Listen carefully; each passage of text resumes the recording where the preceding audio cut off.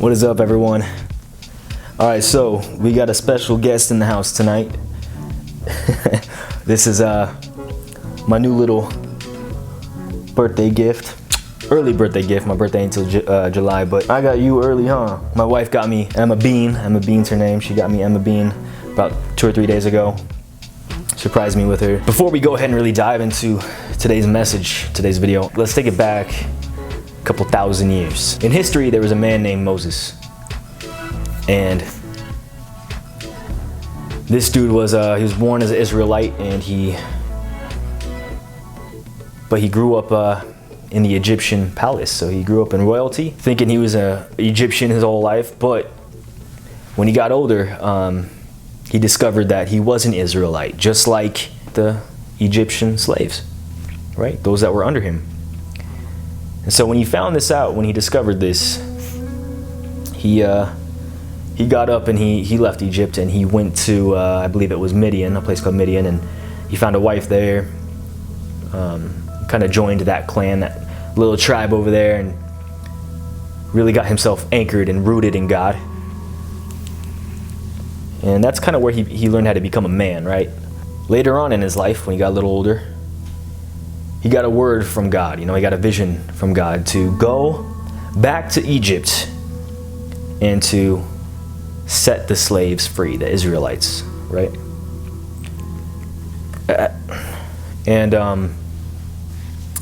So once he got this vision from God, he executed. He materialized this vision, and he went back to Egypt full force. And long story short, I mean, you guys can go ahead and read all the details on the internet and really dig deep, because there's a lot more to the story. There's a lot more details, some cool things that went down. He freed the slaves, man. He did it. When he freed the slaves, they went out and they all followed him, and they followed him back to the promised land. But during that time, on their way to the promised land, I mean, they spent years and years and years out in the desert. They spent a long time, right? And a lot of them during the way, they were getting irritated. They're getting miserable. They're complaining, right?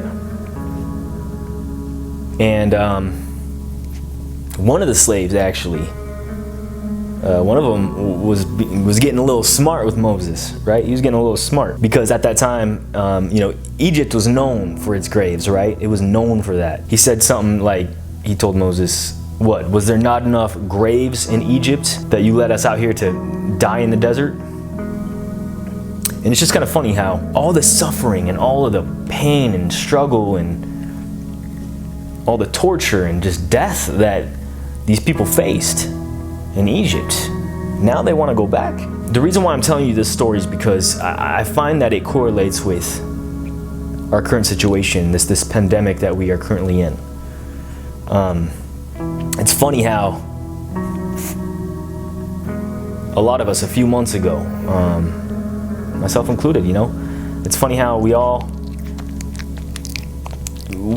wanted God to change our circumstances, right? Some of us maybe prayed to God and asked him to change our living situation. God, help me to make more money. God, help me to get a breakthrough in this area of my life. Help me to be a better businessman, whatever. We all wanted change, right? And now it's funny how we all want things to go back to normal, right? We want to go back to what's comfortable, just like the slaves in Egypt.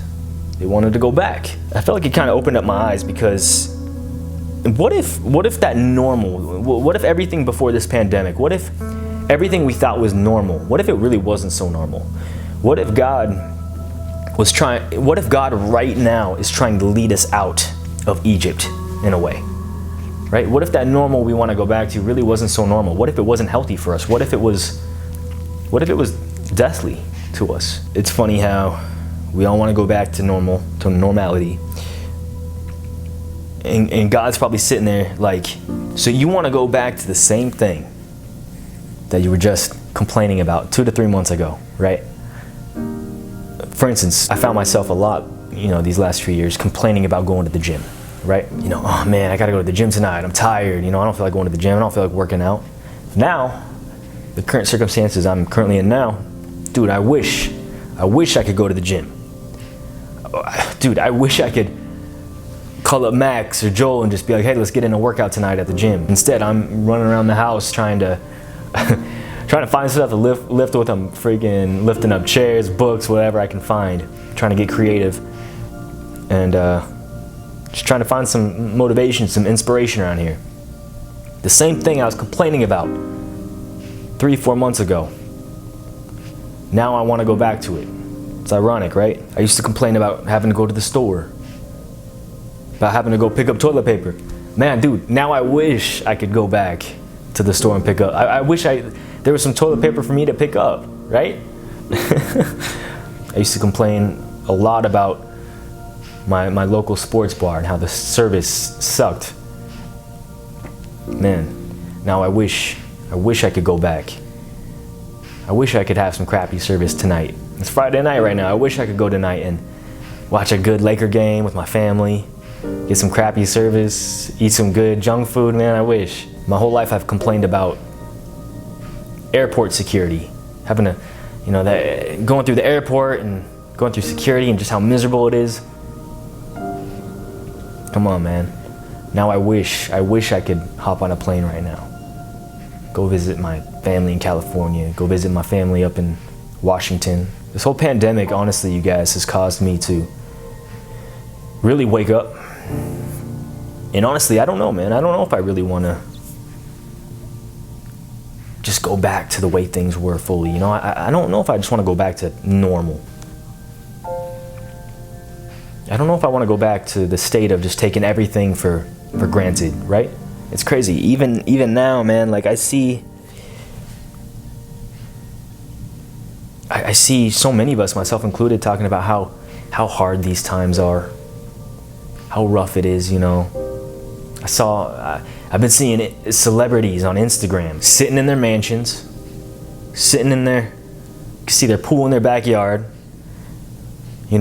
up in Hollywood Hills, and they're sitting there crying on Instagram, doing Instagram videos, crying about how hard this is and how their kids can't go out and play. And don't get me wrong, it sucks. Don't get me wrong on that. Like, I get it. But at the same time, we got to really retract back, reflect, and still think about how good we have it right now, how we can take advantage of this time, how we can use it as a tool to really better ourselves. When you really think about it, no matter how bad we really think this is right now, right? There's kids right now in different corners of the world fighting to survive. They're fighting HIV, AIDS. You got kids dying every day of starvation, just trying to get a meal in. You got little girls, little boys being sold into sex trafficking every single day, thousands upon thousands that will never see their mommies or their daddies again. And I bet they would love to trade places with us any day of the week. I bet they would love to just be with their family at home right now. I bet they would love to be in isolation right now with their mommy and daddy and be healthy, be in an environment of love, with a roof over their head and their nice warm bed, watching cartoons, watching some Netflix. So we really gotta think about how good we actually have it right now. Even now, we gotta think about, and not take the situation that we're in for granted. We can use this, you guys. Now is the time to not get bummed out and let your mind run rampant. Now is the time to man up, to woman up, for those of you women who watch, to use this time. And so when you sit there and you think about that, man, if you've got your health, if you've got your family surrounding you, and you're cooked up in your home, hey, I don't think that's too bad, my friend. I think you're doing okay. And look, guys, I'm not trying to, for those of you who have maybe lost someone, lost a family member, I'm truly, truly sorry, and I'm deeply hurt for you. I get it. I have family members of my own who have gotten it and who have come close to death. So I get it, right? And thank God they're all okay and they've gotten past this, right? So don't get me wrong. Please don't get me wrong on that. You guys know my heart. And I truly pray for this pandemic to be over soon. And I pray for us to overcome this, which I know we will. We always do. We always overcome. I think it's just time for a new normal, you guys. I do. I think it's time for a new normal. One with better priorities, with more awareness, with one full of love and compassion. I don't want to go back to that old way of ungratefulness and taking things for granted. I'm talking to myself fully right here, right now, you guys. I'm talking to myself first. I don't want to go back to that. I want to realize how blessed I really am. So use this time, you guys, to really wake yourself up, right? And that's what I'm doing personally right now. And it's crazy, while everybody else in the world is freaking out and losing their minds, man, I feel like me personally, I've had the most growth I've ever had in my life. I feel like I've been growing more than ever right now, and I feel crazy blessed. I've been able to spend more time with my wife every day, man. It's amazing, man. My relationship with her has been deepening, and oh, dude, like, I don't know, man. I've been finding so much value out of all this. I have. So I encourage you guys, and I encourage myself first and foremost.